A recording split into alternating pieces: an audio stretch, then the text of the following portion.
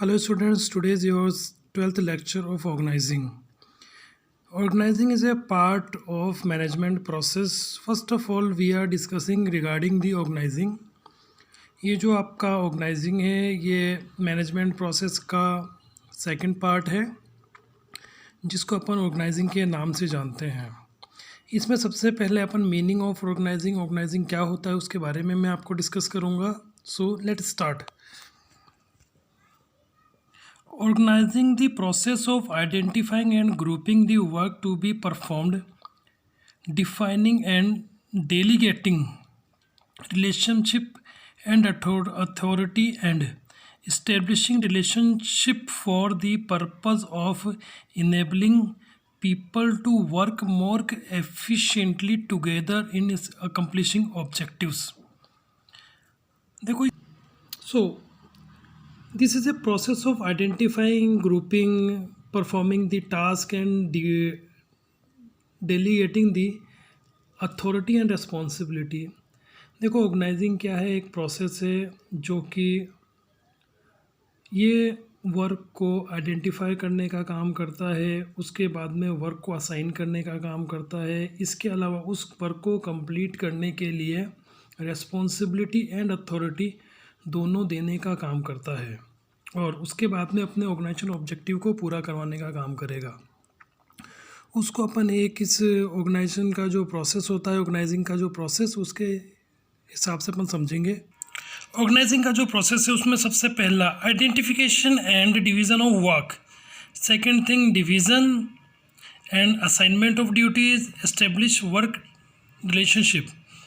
Organising process में सबसे पहला जो काम होता है, सबसे पहला जो वर्क होता है वो है identification and division of work. क्या काम करना है और उस काम को करवाने के लिए अपने को किसको डिवाइड करना है, किसको असाइन करना है और उस वर्क को अपने को कितने पार्ट में बांटना है, जिसको अपने को वर्क को डिवीज़न के नाम से जानते हैं। मतलब first of all identification and division of work को आइडेंटिफाई करना एंड उसको डिवीज़न में डिवाइड करना। उसके बाद जो भी वर्क है उस वर्क को अलग अलग डिवीज़न में क्रिएट करना कि वो वर्क कौन कौन से डिवीज़न में कंप्लीट होगा।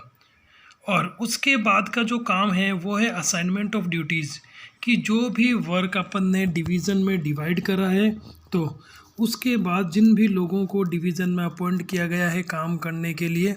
तो उनको ड्यूटीज़ देना कि उनकी जो रिस्पॉन्सिबिलिटी है, उनका जो वर्क है वो अपने काम को कंप्लीट करें, जिसको अपन असाइनमेंट ऑफ ड्यूटीज़ के नाम से जानते हैं। एंड उसके बाद है इस्टेब्लिशिंग ऑफ वर्क रिलेशनशिप, कि जिसको भी जो काम दिया गया है उस काम को करने के लिए उनको कितने वर्कर्स दिए गए हैं और वर्कर्स के रिगार्डिंग उनकी क्या रिलेशनशिप्स हैं। This is a final conclusion of processing is to first of all identification of work, second thing division, third thing assignment of work duties, and fourth one establishing of the work relationship। मतलब ये होता है organising का process, ये कहता है कि सबसे पहला जो वर्क है उसको आइडेंटिफाई किया जाए और वर्क को आइडेंटिफाई करने के लिए उसको अलग अलग छोटे छोटे भागों में, छोटे छोटे डिवीज़न में उसको कंप्लीट किया जाना चाहिए। और छोटे छोटे डिवीज़न में कंप्लीट करने के बाद में उसको, अगर मान लो वर्क की प्रोडक्टिविटी बहुत ज़्यादा है या वर्क के प्रोडक्ट बहुत ज़्यादा है, तो उनको अलग अलग डिवीज़न में, जैसे मान लो कोई गारमेंट्स का है तो उसको अलग डिवीज़न आएगा, कोई लेदर का डिपार्टमेंट तो अलग अलग डिवीज़न में आएगा। तो डिवीज़न ऑफ वर्क के बाद में वर्क को जो है अलग अलग डिवीज़न में बांट दिया जाता है और उसके बाद उसके साथ साथ कि जो भी लोग इस वर्क को कंप्लीट करने वाले हैं या कंप्लीट करने जाने वाले हैं या जिन लोगों को इसके लिए चुना गया है, उनकी एक्सपीरियंस के अकॉर्डिंग, उनकी क्वालिफ़िकेशन के अकॉर्डिंग, उनकी वर्क एफिशिएंसी के अकॉर्डिंग, तो उनको उनकी जो ड्यूटीज़ हैं वो असाइन की जाती हैं कि उनको क्या काम करना है, क्या काम नहीं करना है। और ड्यूटीज़ के साथ साथ उनको कुछ रेस्पॉन्सिबिलिटीज़ दी जाती हैं कि जिससे वो वर्कर से अपने काम को कंप्लीट करवा सकें। एंड इसके अलावा उनके पास इंस्ट्रक्शन करने की पूरी जिम्मेदारी होती है, वर्क कंप्लीट होता है या नहीं होता है उसकी पूरी अकाउंटेबिलिटी उन लोगों के पास होती है। असाइनमेंट के साथ साथ ये भी होता है कि जो भी जो भी मैनेजर है अगर उसको किसी भी तरीके की अगर कोई प्रॉब्लम आ रही है तो वो अपने सीनियर से कंसल्ट कर सकता है एंड उसकी जो भी ड्यूटीज़ है उस ड्यूटीज़ की उसकी अकाउंटेबिलिटी होती है और अकाउंटेबिलिटी के साथ साथ उसकी रिस्पॉन्सिबिलिटी होती है और उस रिस्पॉन्सिबिलिटी के साथ ही उसको अथॉरिटी भी पावर भी दिया जाता है। एंड लास्ट थिंग है establishing of work relationship. Establishing of work relationship जो पार्ट है इसमें जो भी मैनेजर को जो ड्यूटी दी गई है उस ड्यूटीज़ के रिगार्डिंग उसको कुछ लोअर लेवल एम्प्लॉयज़ भी दिए गए हैं, तो उसका ये वर्क होता है कि जो लोअर लेवल एम्प्लॉयज़ हैं उनसे अच्छा रिलेशन मेंटेन करके चले, उनसे पोलाइटनेस बात करें, उनसे उनके साथ कोऑर्डिनेट करे, उनको इंस्ट्रक्ट करे और अपने वर्क को